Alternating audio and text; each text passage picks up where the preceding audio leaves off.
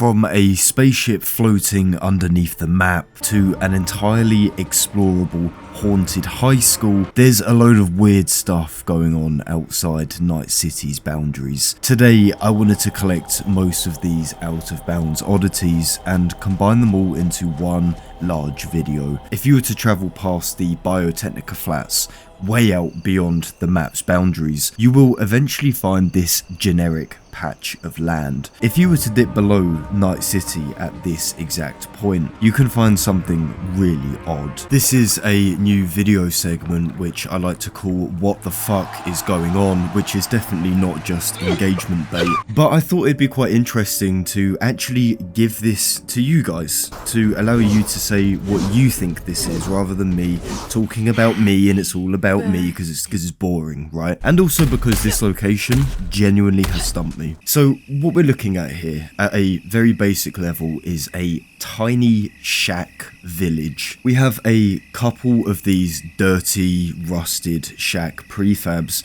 which are dotted around a tiny bit of ruined concrete. But to make matters even more confusing, inside this model village we actually have these 3 low quality NPCs. These are obviously not real NPCs. These are called deco set models, which is what Cyberpunk uses, which is kind of like a low LOD version of something. You're not supposed to see it up close. But these 3 models are identical. They're all T-posing. They look to be Maelstrom, or I suppose they could be Wraiths if we're out in the Badlands. And to make matters even more confusing, just a little bit off to the left hand side, we can see this little bundle of vegetation. Just again, random models of trees and bushes, and even this tree is kind of on its side as if it's been knocked down or damaged. So whilst I conclude the what the fuck is going on section, I wanted to put it back to you guys, because what do you think this is? I'm sure you guys know better than I do. Please tell me, because it's actually bothering me. Thank you. These are Night City's sea structures. These can be seen floating on the coastline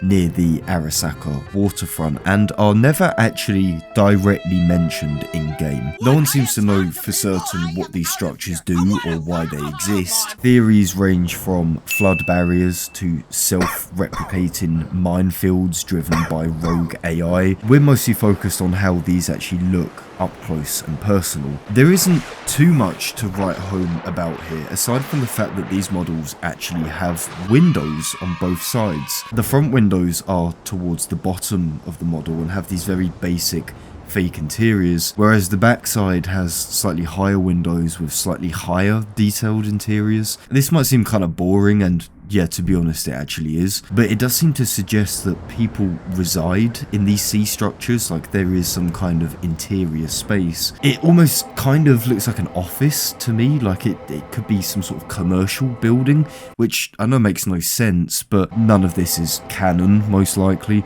But I do wonder why these things were specifically modelled with windows when they didn't need to be. It just seems kind of odd. On the topic of seamen, did you know that just past Konpeki Plaza, nearing Orbital Air, is actually an unfinished blockout of the Arasaka carrier? This thing is called the Kujira, and it's actually how Saburo and Hanako Arasaka got into Night City. The Kujira is actually mentioned in 2077, but we can never usually see this model, and as expected, there is absolutely zero detail on the go here. There's no collision, there's no texturing, there's really nothing, to be honest. The Kujira has 3 levels.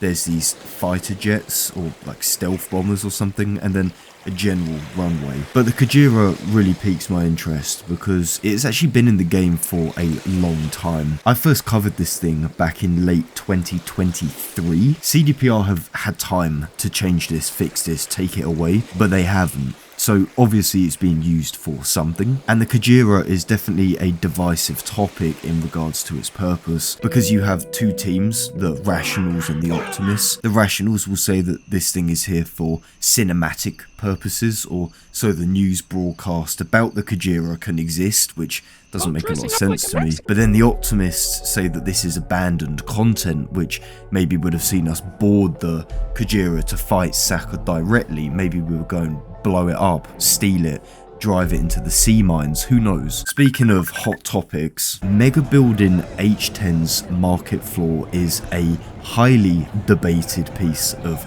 cut content. Mega buildings in 2077 suck ass. I have never gone into a mega building outside of being told to, unless it's the first time I ever played this game. The only reason I've said this is because H10's market floor is a great example of untapped potential, because this space is entirely inaccessible. Even climbing down here carefully will see V explode into 1,000 pieces. To begin, this broken lift shaft outside V's apartment does actually make sense. Although it's taped off and presumed to be a crime scene, we can follow the shaft down and see it does indeed end at this market level. Unlike the usable lift, this broken lift doesn't go to H10's main entrance. It solely exists to serve the interior space. Clipping inside this lift shows a panel which is turned off as expected, but if we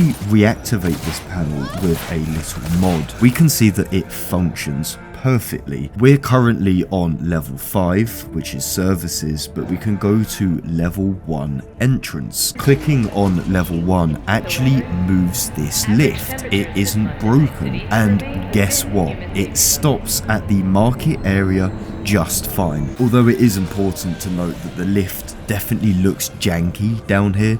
It isn't quite aligned with the gate, and the market lift panel is turned off. Now, I will say, before any outrageous speculation, that I'm aware of set dressing and a little thing called world building. I get that we pass this level when accessing H10. I know this could all well be for show. Walking around this place feels so natural, so perfectly put together. You wouldn't even know this wasn't accessible if you hadn't played the game. I've made a whole other video actually exploring this place from top to bottom, so I'll link that below instead of rehashing in this video. But there's immense detail and cohesion here, even in places which are never visible. If we return to the sea defences and head slightly right, we can find this funny little patch of land which seems to resemble SpongeBob's island. I've covered this place before, and just like the white man stealing land, I dubbed it Texture Island. This tiny patch of dirt is really unique because it actually holds most of 2077's ground textures in this kind of crude test environment. Walking around this large island, we can note grass textures,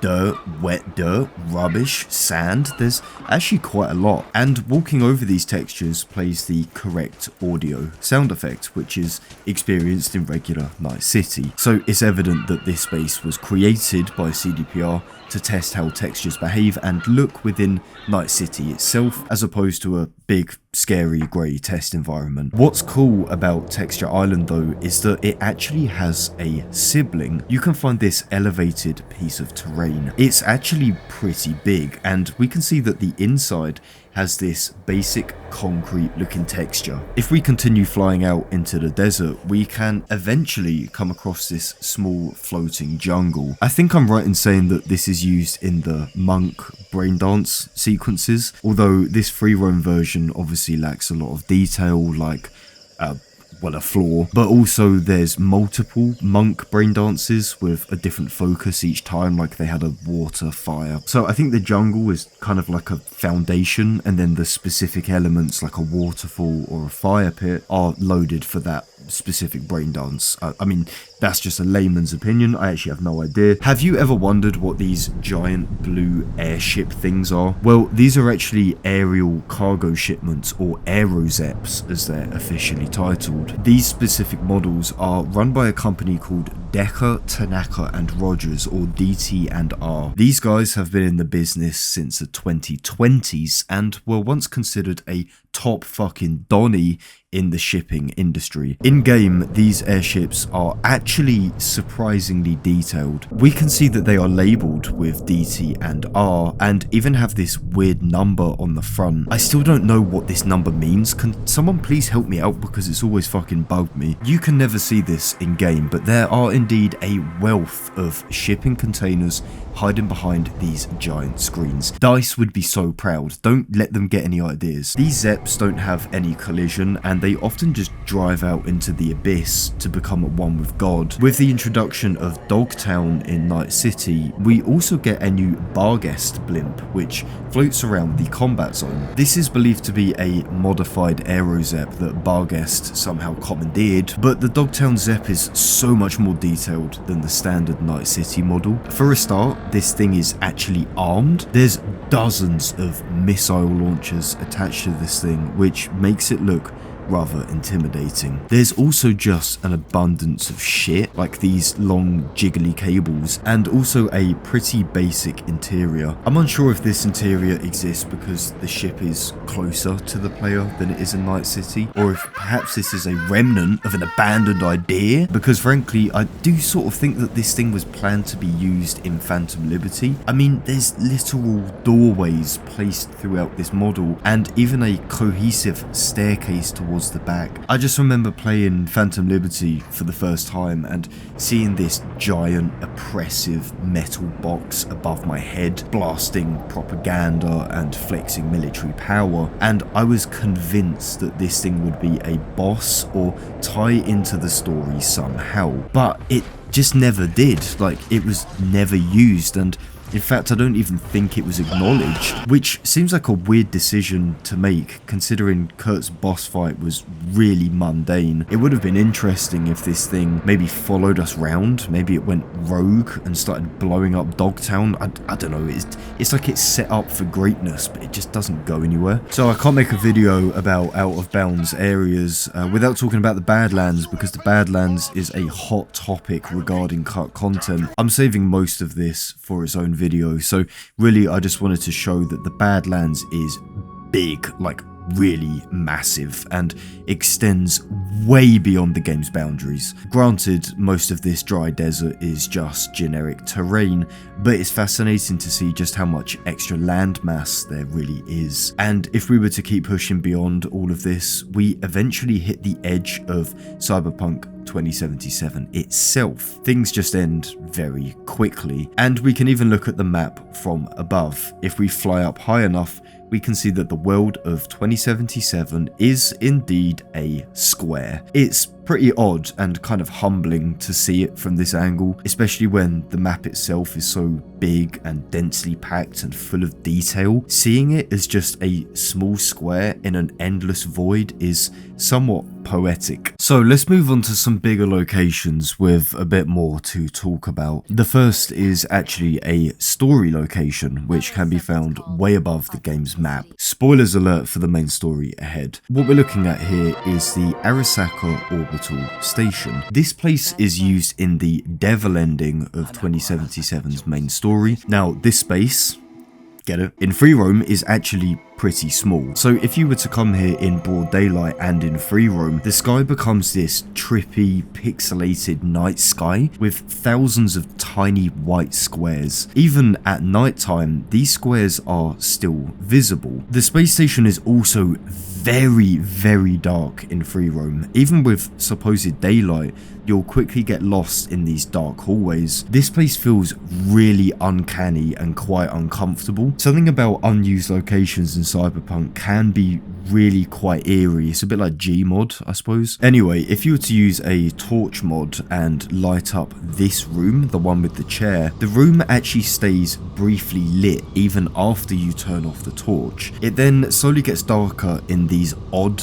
intervals, which seem weirdly specific, almost like a sequence. The door at the end of the corridor does indeed open, but this little patch of land in front of it doesn't have collision. Likewise, at the other end, there's nothing stopping you from just jumping out. Although this place technically exists in the Badlands, it only spawns when you're literally on top of it. So right below the space station is a very small replica of these Arasaka sleeping quarters, which can be seen in the room above, but it has this Vaseline effect plastered all over it, which is used in the mission. The door here does open, but of course it just opens onto heaven, and that's really about it, to be honest. The space station's very compact. It's a bit of a tease, because you sort of get the impression that there's shitloads of stuff happening here, but in reality it's actually just a corridor that's been hyped up too much. Way below Night City, we can actually find this random floating rocket. This is so far below Night City, it actually doesn't look like it's even reachable. We can make it down here after about 15 seconds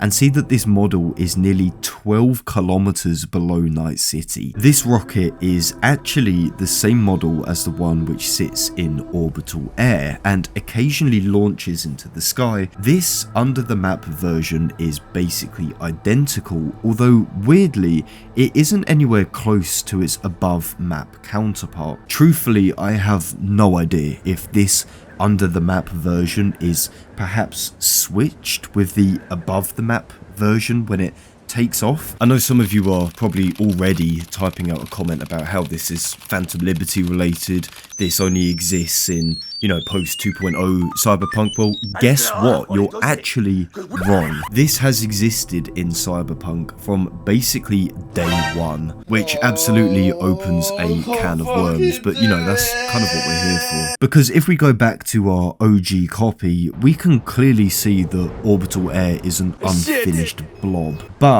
we can indeed see a low poly rocket parked on the island. Fine, right? That makes sense, okay? But if we were to stick in OG and fly to our below map rocket, the model is not that low poly shitscape that's currently upstairs. In fact, the model underneath the map is the very same crispy 4K model that is used in current day post Phantom Liberty Night City. So what the fuck does that mean? Well, I don't know, to be honest. The only thing I can know for certain is that this under the map model is a pretty intrinsic part of Cyberpunk's stability, and whilst we're here, I do want to say that orbital air is in itself so interesting, but look, that's for a future video, so just be patient. Next up, we have the most terrifying school in existence. I've been putting this place off because I'm a big fat pussy, but now that we're men, we can do anything. Now that we're men,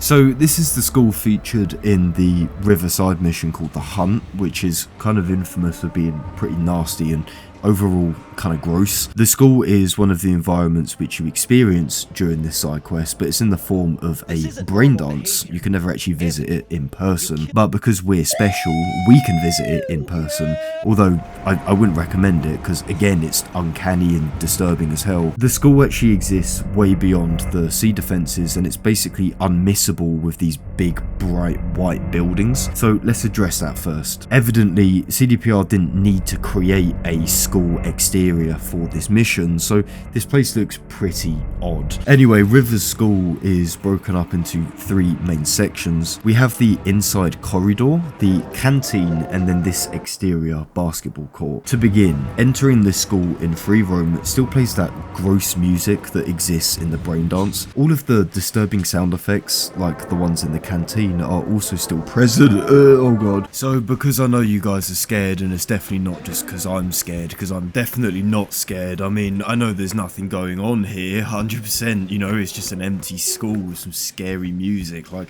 nothing's gonna jump out at me, is there? But like, you know, just in case, because like, it could happen. So this is the front door, which is actually nicely lit with the daylight outside. One thing though, which I found quite funny about this entrance, is that there's just really tone deaf posters all the way around the front. Like, for example, we have these adverts for Lizzie Wizzy and Samurai, like in a preschool of like, what is this, like 7-year-olds. There's also a few moments where these corridors begin to veer off and our imagination is sort of left to fill in the blanks. Well, I can confirm that these don't lead anywhere, which is completely expected. That goes for all these locked doors as well. There isn't anything extra or secret in this school apart from what's story related. Aside from one instance where these fire escapes in the canteen actually hold this tiny empty room behind them, and that's really about it. But whilst we're here, this canteen is very nicely detailed, particularly with the counter where they're serving these skewers of cock. There actually is a kitchen or some kind of pot wash area which is behind the counter, and there's also this little window off to the right which has some kind of storage space behind it, and there's also a door which logically connects these two spaces together. You know, it's just quite put together really, and it's extremely realistic for the most part, especially as someone who's worked in kitchens for quite a while. Like, this is pretty fucking accurate. But anyway, look, the canteen area, like the entrance, also has some details which don't make much sense in a school setting. Like, there's this bit of graffiti which says "Eat the Rich," which is just plastered over the counter. I mean, start them young, I guess. But then we do get a load of accurate environmental storytelling, which isn't too visible in the Braindance version. Like these information boards in the canteen, we can see them clearly here, and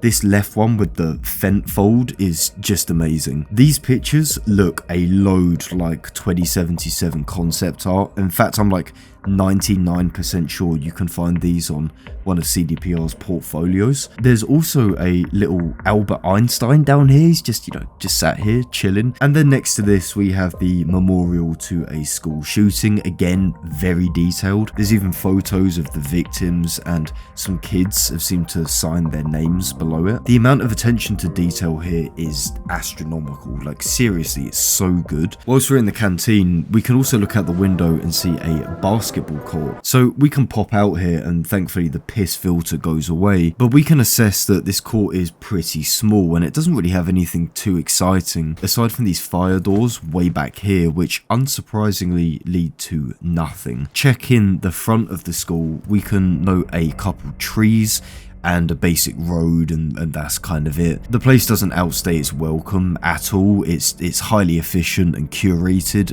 a bit like the montage space which we explored in the last video. Off to the right of the scary school, we can find this odd hill out in the middle of nowhere. If we fly into this place, we can see that we're actually in the NUSA. Weird, this looks a lot like the Badlands. Anyways, spoilers, sort of, for Phantom Liberty's ending. So this place is called Langley, or the Edward Hernigan Military Medical Center, as it's titled here. If you choose to side with Reed in Phantom Liberty's ending, you'll wind up in Langley whilst you recover from your relic operation. This place is really just here for a story setup, and, you know, obviously it's not in the NUSA, this is Night City. So the two things I thought you'd like to see are the area outside V's coma room, and then the outside corridor which we briefly walk into. Starting with this brief corridor, these additional doors lead to nothing. The walls are very bare, and to be honest, there's actually fuck all here. Sorry. The outside of Langley is slightly more interesting, although again, it's just what you'd expect. But like, there's nothing hiding here. There's no, you know, secret Noosa facility. No, it's just a tiny building on a hill. Speaking of Phantom Liberty, we can find another ending location just below Pacifica. We need to avoid Cyanosia for obvious reasons, but if we're careful, we can actually end up in New York City. This place is used in a Songbird flashback during one ending of Phantom Liberty. Let's tackle Brooklyn first. I've never been to North America, nor do I particularly want to at the moment, so I can't comment on how accurate this is. Steve and I pile on 10 pounds of assorted cheeses. But look, as a layman, it immediately looks less dystopian than Night City. It's more akin to the real world, with less advertisements, less grand architecture, and feels more grounded, dare I say kind of comforting. I know New York is part of the NUSA and has some pretty attractive fashion brands, but that's sort of the extent of my knowledge. Anyway, to do what we do best, this environment is very similar to Langley and the school. It's basically just three roads which end abruptly, but of course create this grand illusion of size from the playable area. And if we look off to our right, we can see this towering monstrosity known as Cyanosia, or rather Cyanosia's coffin which it sits in. Ugh. So Somi's apartment still exists in this free roam version. If we were to break into this place, you can see that it even comes bundled with the peaceful black wall sound effects, so that's a nice bonus. The only thing worth really mentioning about Somi's apartment is this tiny corridor space beyond her room. It's just this tiny waiting area with a couple fake doors leading to nothing. It sort of looks like it smells kind of damp and of stale cigarette smoke, like some place you'd find in Albania on booking.com for like 10 quid a night, which is great, and there's actually nothing wrong with that. And with that covered, I think we've touched on a fair amount of odd and inaccessible cut content beyond Cyberpunk's boundaries. This is obviously not an extensive list. There's a good amount which I haven't covered here, so a part 2 is absolutely possible if you guys enjoyed this. So to let me know that you finished the video and you would like to see a part 2, comment down below tuna pasta. That's it. That's all you gotta do. Thanks guys, let me know your thoughts as always. I'll see you later, I guess. Catch you lot in a bit.